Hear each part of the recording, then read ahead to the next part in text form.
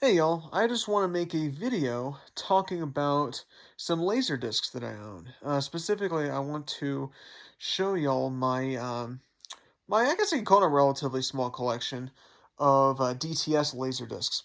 Now, on this channel, normally I've spoken about VHS. I don't think I've really made any videos talking about the laser discs I own. Um, but that changes now, as I'll finally show off some of the LaserDiscs I own. So, without further ado, let's get into what I have. Apollo 13,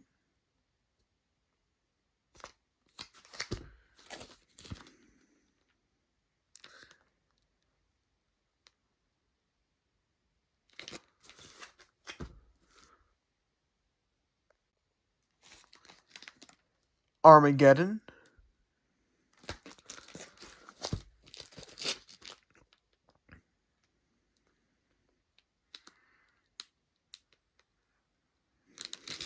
what's kind of interesting is that LaserDiscs normally don't have like any trailers or commercials, at least not American ones. This actually has a commercial for the soundtrack at the beginning, which is pretty interesting. We have Broken Arrow,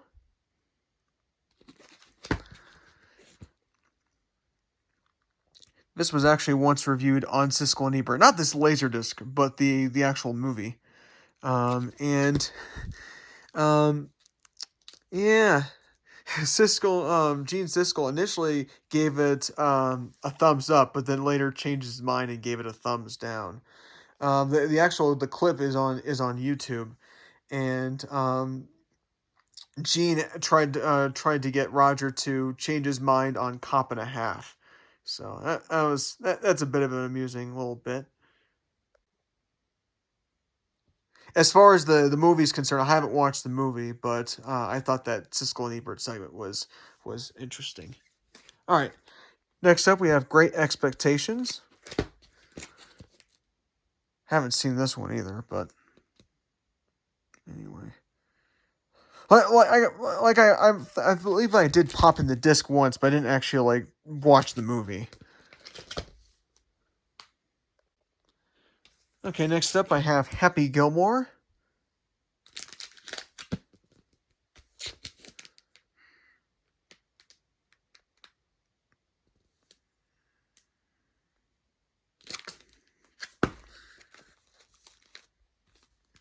I kind of like how the front cover is all black. The original LaserDisc release has the MCA sky, not sky. What did I say sky for?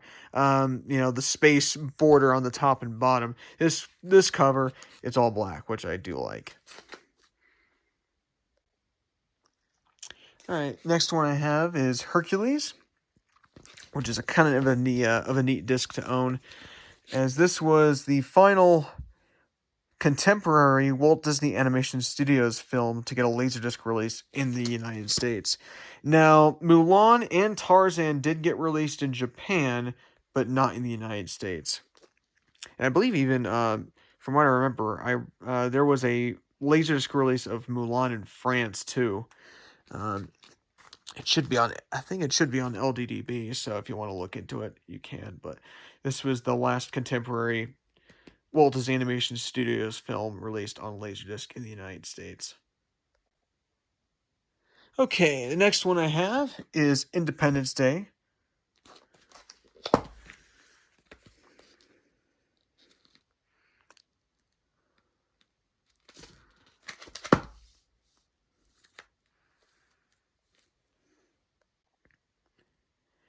Okay, Independence Day does have a gatefold, so I'm going to go ahead and open it up and show you the gatefold.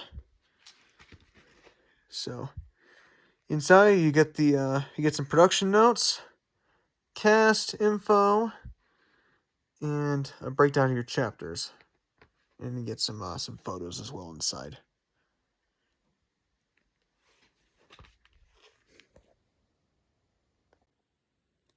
Okay, we now move on to the next disc, which is The Nutty Professor.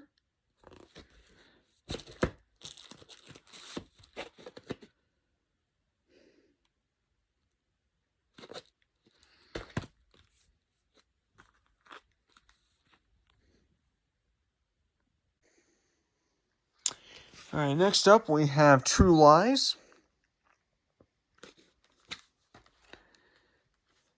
This is one of the more expensive LaserDiscs that I picked up.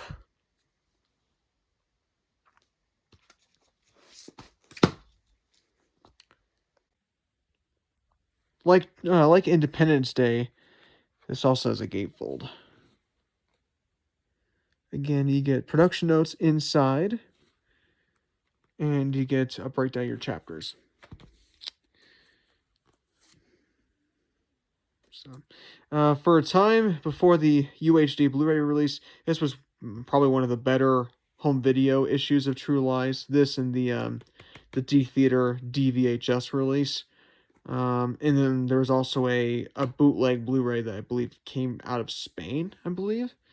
But also, as far as official releases are concerned, this and the D-Theater release were the best American releases you could get that were official.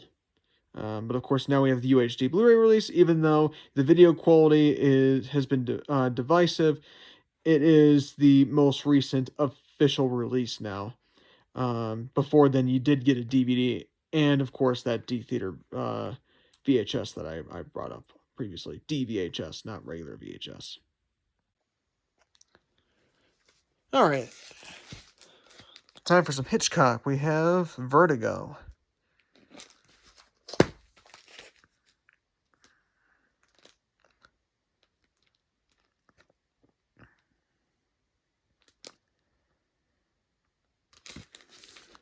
This one does not, just double check to make sure. Yeah, this doesn't have a gatefold. All right. So, there's Vertigo. I do like the cover here. So, this is very much something that, if you wanted to frame a LaserDisc, this would be a pretty nice one to frame, I reckon. All right. Now we move on to my final DTS disc, and that is Volcano. And just look at that tagline. The coast is toast. Man, that's just great. Although, that's a pretty dire situation there.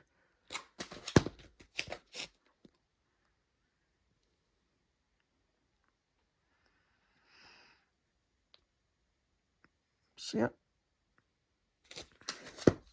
All right, well, that's all the DTS discs I own. So, let me know if you have a particular favorite out of the bunch, like if there's a particular movie you like, or if you do have some of these DTS discs and you have the means of listening to a DTS track on LaserDisc. If you have any favorites out of the bunch, feel free to let me know. Before I go, I'm going to let you all know how I watch my LaserDiscs. So this is my player. It's a Pioneer Elite DVL90. So it's a hybrid DVD and LaserDisc player. Sadly, I cannot get DVDs to work on here, but LaserDiscs play okay. So for my video, I just have it hooked up over composite to my Marantz SR6013 receiver. And then for audio, I have the analog left and right audio going from the player to the receiver, and I use that to listen to analog tracks. You can listen to regular digital soundtracks, meaning PCM, through the analog jacks, but for those, it's best to use one of the digital audio outputs, either optical or coaxial. And I have that going to this. This is a Sony SDP E800. This can also be used as an AC3 RF demodulator, which is important for any LaserDiscs with a Dolby Digital soundtrack. This player, you'll need a player with an AC3 RF output, which this one does have the connector. You hook that up to the AC3 RF in to the E800. Then you use the optical output on the E800, and you send that to your AVR. So, with that, I also have so in addition to using this for AC3, I also use the optical output on the DVL90 to send I have it going to the E800, and so I have digital 1 for AC3, and then digital 2 for PCM and DTS. You might be wondering, okay, this box, I see the Dolby Digital badge, how does it all work? Well, for the digital, for digital 2, it'll actually, I'm able to output the digital 2 signal through this box to the E8, to the 6013. So it'll actually decode the DTS sound. The AVR will still decode the DTS signal just fine. So I'm able to have all my digital audio go through this box. So it just uses just one input.